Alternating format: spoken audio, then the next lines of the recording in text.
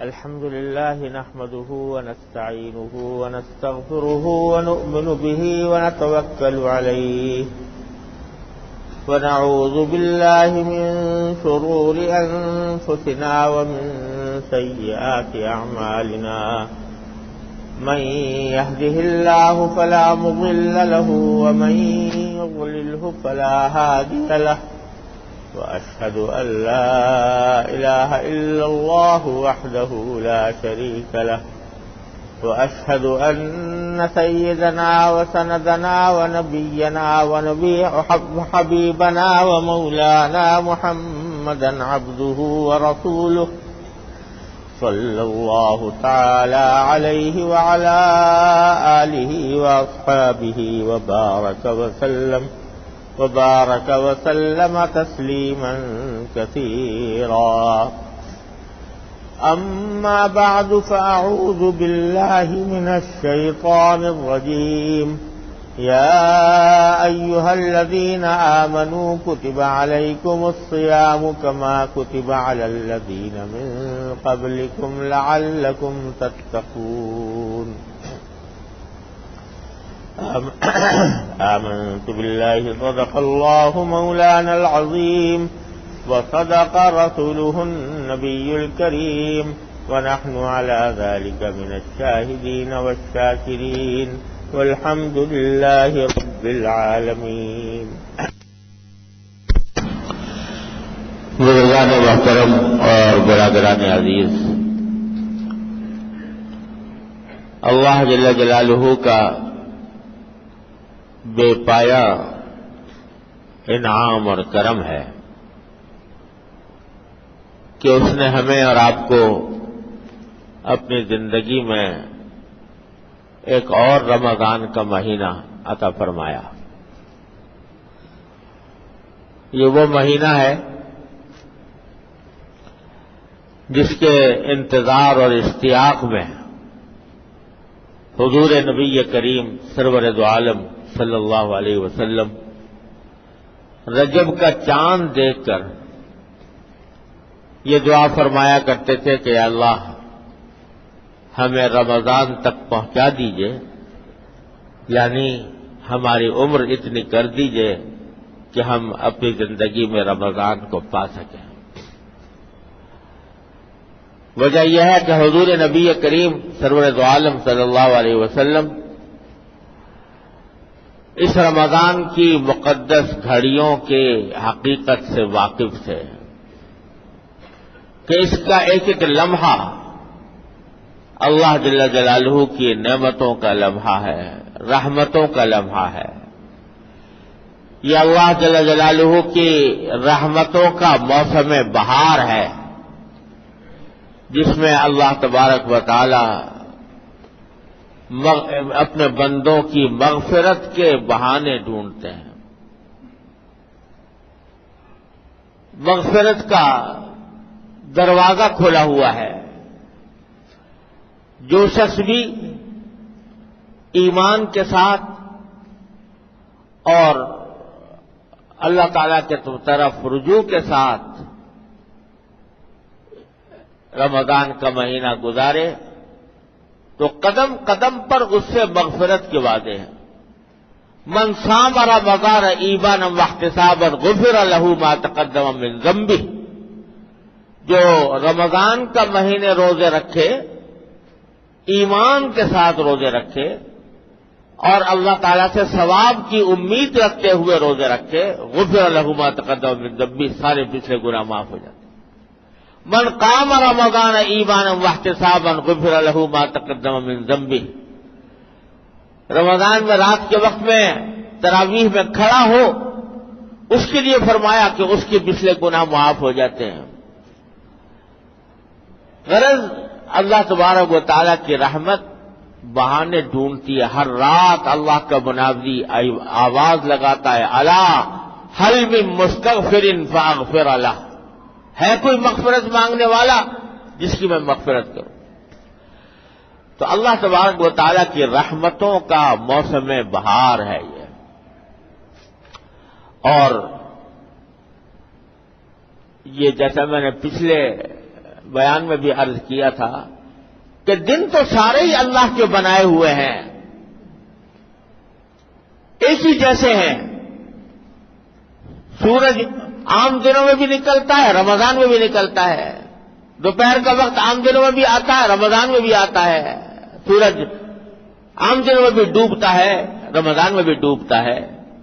لیکن اللہ جل جلالہ کسی دن کو، کسی مہینے کو، کسی زمانے کو اپنی ذات کے ساتھ ایک نسبت عطا فرما دیتے ہیں۔ اس نسبت سے اس چیز کی قدر و قیمت کہیں پہنچ آسمانوں تک، آسمانوں سے بھی اوپر تک پہنچ جاتی ہے۔ تو یہ اللہ تعالیٰ نے اس مہینے کو اپنا مہینہ قرار دیا، یہ میرا مہینہ ہے، اور میرے مہینے ہونے کا معنی یہ ہے کہ میری رحمتوں کی گھٹائیں اس میں جھوم جھوم کر اپنے میرے بندوں پر برسیں گی۔ اللہ تبارک و تعالیٰ نے وہ عطا فرمایا۔ اس مہینے میں کو کیسے گزارا جائے؟ تو بھائی جیسا میں نے پچھلے مرتبہ بھی عرض کیا تھا کہ ایک تو اس مہینے کی معین مقرر عبادتیں ہیں، روزہ ہے، تراویح ہے، تلاوت ہے، وہ تو ہے ہی، لیکن اس کو کوشش یہ کرنی چاہیے کہ اس مہینے کے اندر دوسری مصروفیات کو کم سے کم کیا جائے اور زیادہ سے زیادہ وقت اللہ تعالی کی طرف رجوع کرنے میں، نفلی عبادتوں میں، ذکر و تسبیح میں، اللہ تعالیٰ کے حضور دعائیں کرنے میں گزارا جائے۔ پہلے سے اس کا نظام الاوقات ایسا بنایا جائے کہ زیادہ وقت اس کام میں گزرے۔ 11 مہینے پڑے ہوئے سارے دنیاوی مشغلوں میں لگنے کے لیے، ہر طرح کے مشغلے کے لیے 11 مہینے موجود ہیں، ہم دن رات اسی میں کھپے رہتے ہیں۔ ایک مہینہ اللہ تبارک و تعالیٰ نے اپنے لیے بنایا تو ایک مہینے کو کوشش کر کے زیادہ سے زیادہ وقت فارغ کر لیا جائے اللہ جل جلالہ کی عبادت کے لیے۔ سب سے عظیم عبادت اس مہینے میں جو فرض کی گئی ہے وہ ہے روزہ۔ فرمایا کہ یا ایھا الذین آمنوا کتب علیکم الصیام کما کتب علی الذین من قبلکم، اے ایمان والو تم پر روزے فرض کیے گئے ہیں جیسے کہ تم سے پہلے لوگوں پر بھی فرض کیے گئے تھے۔ یعنی بتا یہ دیا گیا کہ یہ روزے کی عبادت جو ہم فرض کر رہے ہیں یہ کوئی نئی بات نہیں ہے، نرالی اچنبھی بات نہیں ہے کہ بھئی تمہارے اوپر یہ فریضہ لاد دیا گیا والعیاذ باللہ، بلکہ ساری پچھلی امتوں کے اوپر بھی روزے فرض تھے۔ زمانے مختلف تھے، کسی پر کسی زمانے میں روزہ فرض ہے، کسی پر کسی زمانے میں فرض ہے، تعداد میں بھی فرق تھا، لیکن روزے سب پر فرض کیے گئے تھے، تو تمہارے اوپر بھی فرض کر دیے گئے ہیں۔ اور اس طرح تدریج کے ساتھ فرض ہوئے کہ شروع میں سب سے پہلے صرف عاشورہ یعنی 10 محرم کا روزہ فرض کیا گیا تھا، اور بعض روایتوں میں آتا ہے کہ ہر مہینے کے جو ایام بیض ہوتے ہیں یعنی 13، 14، 15 ہر مہینے میں یہ 3 روزے فرض کیے گئے تھے۔ شروع میں یہ ہوا تھا، لیکن بعد میں جب رمضان کی فرضیت آ گئی تو عاشورہ کا روزہ بھی فرض نہ رہا، ایام بیض کے روزے بھی فرض نہ رہے، ان کی بجائے رمضان کے روزوں کو فرض کر دیا گیا اور ان روزوں کو نفل قرار دے دیا گیا۔ کوئی رکھے تو ثواب ہے، نہ رکھے تو کوئی گناہ نہیں۔ یہ رمضان کے روزے اس طرح فرض فرمائے اللہ تبارک و تعالی نے۔ لیکن جو اصل بات سمجھنے اور دیکھنے اور عمل کرنے کی ہے وہ یہ کہ اللہ تعالیٰ نے یہ روزے کی فرضیت کا ذکر کرنے کے بعد ایک جملہ ارشاد فرمایا، یا ایھا الذین آمنوا کتب علیکم الصیام کما کتب علی الذین من قبلکم لعلکم تتقون،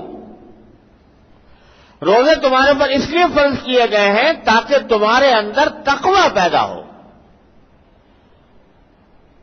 یہ ہے بڑا زبردست سوچنے کا معاملہ ہمارے آپ کے کہ مقصد کیا بتا رہے ہیں اللہ تعالیٰ روزہ رکھنے کا؟ روزہ رکھنے کا مقصد یہ ہے، رکھوانے کا مقصد یہ ہے کہ تمہارے اندر تقویٰ پیدا ہو۔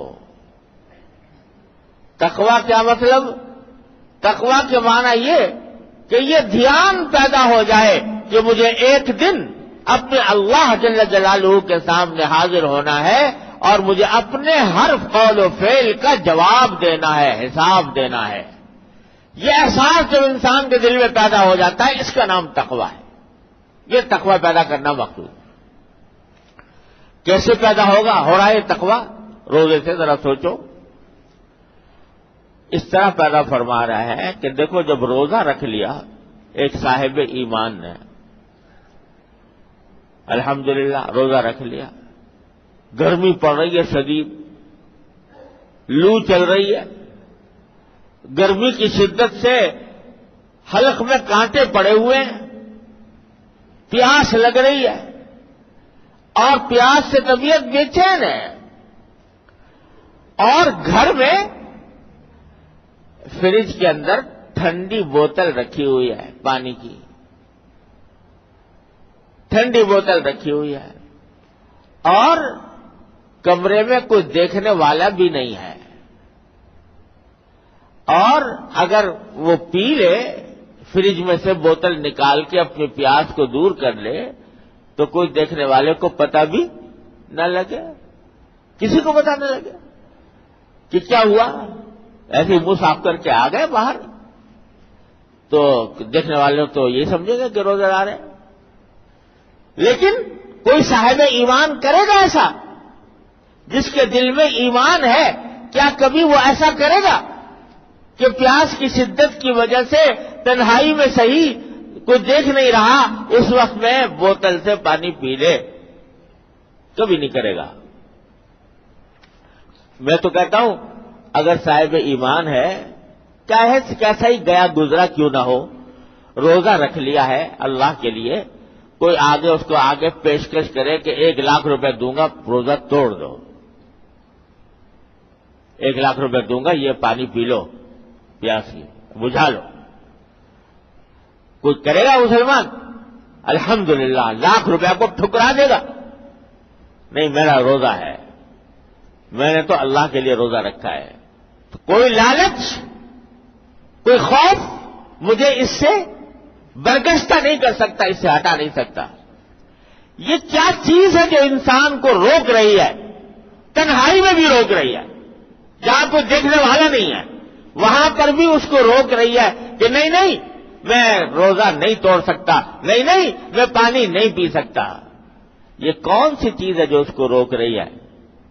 ارے یہ چیز ہی تو تقویٰ ہے، اسی کا نام تقویٰ ہے، اسی کو تقویٰ کہتے ہیں کہ یہ سوچتا ہے انسان کہ میں نے ایک تو اللہ اللہ کر کے ایک عبادت اللہ نے مجھ سے انجام دلوائی، روزہ رکھا میں نے، اور میں اگر اس کو توڑ دوں گا تو ٹھیک ہے، کوئی اور نہیں دیکھ رہا، زید عمر بکر یہ انسان مخلوق یہ اگرچہ مجھے نہیں دیکھ رہی اور یہ تو مجھے روزہ داری سمجھتی رہے گی، لیکن جس ذات کے لیے میں نے روزہ رکھا ہے وہ تو دیکھ رہی ہے، اور جب وہ دیکھ رہی ہے تو اس کے سامنے جب کھڑا ہوں گا تو کیا جواب دوں گا اللہ کے سامنے کہ تو نے میرے لیے ایک روزہ رکھا تھا اور اسی میں اس سے تو نے ڈنڈی مار دی، اسی میں تو نے دھوکہ دے دیا، تو کیا جواب دوں گا اللہ کو؟ یہ خیال پیدا ہوتا ہے کہ نہیں ہوتا؟ یہ خیال جو پیدا ہو رہا ہے اسی کا نام تقویٰ ہے، اسی کو تقویٰ کہتے ہیں۔ تو قرآن کہتا ہے کہ ہم نے روزے تمہارے اوپر اس لیے فرض کیے ہیں تاکہ تمہارے دلوں میں یہ تقویٰ پیدا ہو، اللہ تعالی کے سامنے کھڑے ہونے کا احساس پیدا ہو۔ وَأَمَّا مَنْ خَافَ مَقَامَ رَبِّهِ وَنَهَى النَّفْسَ عَنِ الْهَوَىٰ فَإِنَّ الْجَنَّةَ هِيَ الْمَأْوَىٰ، جو شخص کے ڈرتا ہو اس بات سے کہ ایک دن میں اپنے پروردگار کے سامنے کھڑا ہوں گا، قرآن کہہ رہا ہے، یہ میں اپنی طرف سے نہیں کہہ رہا ہوں، جو شخص یہ دل میں خوف رکھتا ہوگا کہ میں اپنے پروردگار کے سامنے کھڑا ہونے والا ہوں، وَنَهَى النَّفْسَ عَنِ الْهَوَىٰ، اور نفس کو وہ خواہشات کے پیچھے چلنے سے روکے گا، فَإِنَّ الْجَنَّةَ هِيَ الْمَأْوَىٰ، تو ایسے آدمی کا ٹھکانہ جنت ہی جنت ہے، یہ فرمایا اللہ تعالیٰ نے. تو یہ تقوی کی مشق کرائی جا رہی ہے روزے میں، ہم سے اور آپ سے تقوی کی مشق کرائی جا رہی ہے. اب اس تقوی کی مشق کے دو نتیجے ہیں، یہ دو باتیں ہیں جو سمجھنے کی ہیں اور جن کا اس رمضان میں خاص اہتمام کرنے کی ضرورت ہے. ایک بات یہ کہ بھائی جب تم نے روزہ رکھا، اللہ کے لیے رکھا، اللہ کو راضی کرنے کے لیے رکھا، اور تم اس کو توڑنے پر کسی قیمت پر آمادہ نہیں ہو، کوئی لالچ دے تو بھی نہیں، اور خود تمہارے دل میں بھوک پیاس لگے پھر بھی توڑنے والے نہیں ہو کہ جو نہیں میں تو شام تک کچھ نہیں کھاؤں پیوں. تو اب ذرا سوچو کہ تم نے اس روزے کے اندر کیا چیز چھوڑی ہے. کھانا چھوڑا، پینا چھوڑا، نفسانی خواہشات اپنی بیوی کے ساتھ پورے کرنے چھوڑے. یہ تین چیزیں منع ہوتی ہیں روزے میں. اگر غور سے دیکھو تو یہ تینوں چیزیں عام حالات میں حلال تھی. کھانا حلال تھا کہ حرام تھا؟ حلال تھا، چھوڑ دیا. پینا حلال تھا کہ حرام تھا؟ حلال تھا، چھوڑ دیا. اپنی بیوی کے ساتھ خواہشات پوری کرنا جائز طریقے پر وہ حلال تھا کہ حرام تھا؟ حلال تھا، چھوڑ دیا. یہ روزے میں کیا چیزیں چھوڑی؟ جو چیزیں کہ عام دنوں میں حلال تھی وہ چھوڑ دیں. اب یہ ذرا سوچو کہ جو چیزیں عام دنوں میں بھی حرام تھی اگر وہ نہ چھوڑی تو یہ کیا معاملہ ہوا کہ حلال چیزیں تو چھوڑ بیٹھے اور حرام چیزیں چھوڑی نہیں. جھوٹ بولنا حرام تھا کہ نہیں؟ حرام تھا اور ہے. اگر روزہ تو رکھ لیا اور کھانا پینا چھوڑ دیا مگر جھوٹ نہ چھوڑا تو یہ کیسا روزہ ہوا بھائی کہ حلال چیزیں تو چھوڑ کے بیٹھ گئے اور جو حرام چیز تھی اس کو نہ چھوڑا. غیبت کرنا حرام تھا کہ نہیں؟ اور ہے. ایسا برا حرام کہ قرآن نے فرمایا کہ ایسا ہے جیسے کہ تم اپنے مردہ بھائی کا گوشت کھانے لگو. اتنی بری سنگین گھناؤنی حرکت ہے. یہ عام دنوں میں بھی حرام، تو روزے میں بطریق اولا اور زیادہ حرام. یہ کیا بات ہوئی کہ روزہ تو رکھ لیا اور جھوٹ نہ چھوڑا، غیبت نہ چھوڑی، دھوکہ بازی نہ چھوڑی، رشوت لینا نہ چھوڑا، رشوت دینا نہ چھوڑا، حرام کھانا نہ چھوڑا. ارے یہ کیسا روزہ ہوا کہ روزہ تو رکھا سارے دن اور افطار کا وقت آیا تو مال حرام سے افطار کیا. الیاذ باللہ العلی العظیم. رشوت کے مال سے افطار ہو رہا ہے، دھوکے کے مال سے افطار ہو رہا ہے. دکانیں سجائے بیٹھے ہیں اور رمضان کے اندر لوگوں کی کھالیں کھینچنے کی فکر میں ہیں اور ان لوگوں کی کھالیں کھینچ کر اور ان سے دھوکہ بازی کر کے ملاوٹ کر کے زیادہ پیسے کمانے کی فکر میں ہے.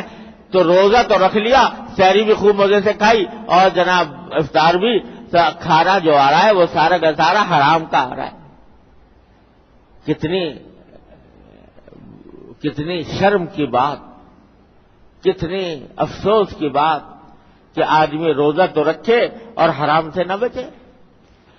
تو قرآن کریم یہ فرما رہا ہے کہ روزہ رکھنے کا تو منشا ہی یہ ہے کہ تمہیں تقویٰ تمہارے اندر پیدا کیا جائے، حرام چیزوں سے تمہیں بچایا جائے، تمہیں اس کا عادی بنایا جائے کہ تم حرام چیزوں سے بچو. ایسے بچو، حرام سے اس طرح بچو جیسے انسان پیشاب پخانے سے بچتا ہے. جس طرح کوئی بھی سلیم الفطرت انسان گوارا نہیں کرتا کہ اس کے ہاتھ پاؤں، اس کے کپڑے پخانے میں ملوث ہوں. کوئی چاہے گا؟ مگر یقین رکھو کہ یہ گناہ جو ہے یہ پیشاب پخانے سے زیادہ نجس، زیادہ ناپاک، زیادہ گھناؤنی چیزیں ہیں. تو اگر رکھا تو خوب روزہ تو رکھ لیا اور ان گناہوں کو نہ چھوڑا، جھوٹ نہ چھوڑا، غیبت نہ چھوڑی، دلازاری نہ چھوڑی، رشوت نہ چھوڑی، ملاوٹ نہ چھوڑی، دھوکہ نہ چھوڑا، تو یہ روزہ بے روح روزہ ہے، اس میں روح نہیں، اس میں جان نہیں، اس نے تقوی پیدا نہیں کیا۔ جب تقوی پیدا نہیں ہوا تو اصل مقصود حاصل نہیں ہوا۔ اس لیے کوشش اس بات کی کرنی ہے کہ رمضان کے مہینے میں مہینہ اس طرح گزارا جائے کہ آنکھ کی حفاظت ہو، نامحرم پر آنکھ نہ پڑے لذت لینے کے لیے، آنکھ ناجائز چیز کو نہ دیکھے، کان ناجائز چیز کو نہ سنے، زبان سے کوئی ناجائز بات نہ نکلے، اور کوئی لقمہ حرام کا پیٹ میں نہ جائے۔ حدیث میں آتا ہے کہ جسم کا جو کوئی حصہ حرام رزق حرام مال سے اگتا ہے وہ جہنم کا ایندھن ہے، اعوذ باللہ۔ تو اس کا اہتمام رمضان میں کم از کم کر لیا جائے، ہر طرح کے گناہوں سے بچنے کی فکر اور اہتمام۔ اور یہ حضور اقدس صلی اللہ علیہ وسلم کا وعدہ ہے کہ من سلم لہ رمضان سلمت لہ السنہ، جس کا رمضان سلامتی سے گزر گیا تو سارا سال اس کا سلامتی سے گزرے گا انشاءاللہ۔ اللہ تعالی حضور اقدس صلی اللہ علیہ وسلم کا ارشاد۔ تو ذرا اس میں بھائی اپنی مصروفیات کو مختصر کر کے، دوسرے کاموں کو پس پش ڈال کر، جن کو مؤخر کر سکتے ہیں ان کو مؤخر کر کے اس رمضان کو اس طرح گزارنے کی کوشش کی جائے۔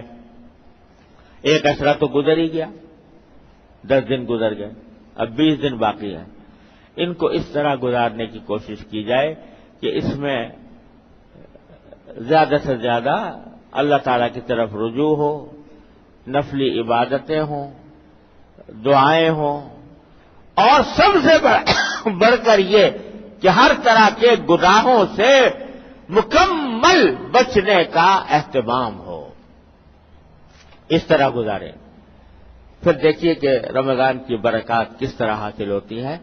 اللہ تبارک و تعالی اپنے فضل و کرم سے، اپنی رحمت سے ہمیں اور آپ کو ان ساری باتوں پر عمل کرنے کی توفیق عطا فرمائے، اور رمضان کی مبارک ساعتوں سے صحیح فائدہ اٹھانے کی توفیق عطا فرمائے۔ یہ دعا بھی مانگا کریں، یہ دعا بھی مانگے، یا رمضان تو آپ نے دے دیا، آپ کی رحمت ہے، لیکن اس رمضان سے ہمیں صحیح فائدہ اٹھانے کی توفیق بھی عطا فرما دیجیے۔ اللهم صل على سيدنا مولانا محمد وعلى ال محمد كما صليت على ابراهيم وعلى ال ابراهيم انك حميد مجيد، واخر دعوانا الحمد لله رب العالمين۔